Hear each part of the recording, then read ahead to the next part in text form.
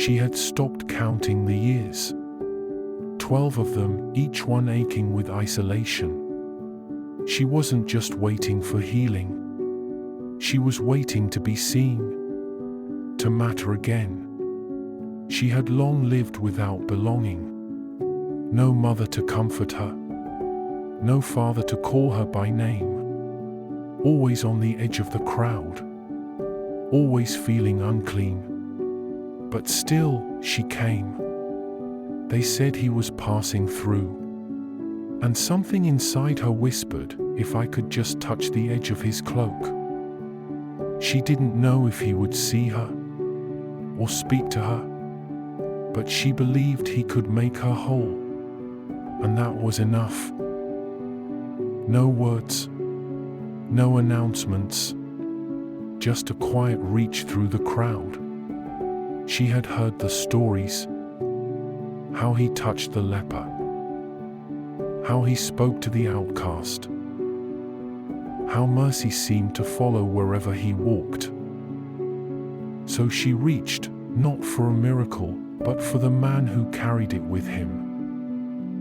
And then, her world seemed to stop. The noise faded, and he turned. Who touched me? Fear wrapped her heart. She hadn't meant to be noticed. But his eyes, they weren't angry. They were kind. Seeing her, not the illness, not the shame, just her. She told him the truth, all of it. And then came the words that would undo every lie she had lived beneath. He looked at her, truly looked. He knew the sadness in her eyes, the weight of all those silent tears.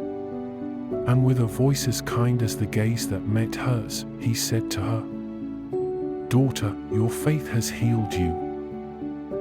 Go in peace and be freed from your suffering." As he turned and walked on, she stood still, overwhelmed by what had just passed. As the crowd faded into the distance ahead, she knew something within her had shifted. She could feel it, like returning to the dark corners of her soul, peace blooming where sorrow had lived. She had been seen. She had been called daughter. She knew she had been made whole. And now, she knew her world would never be the same again.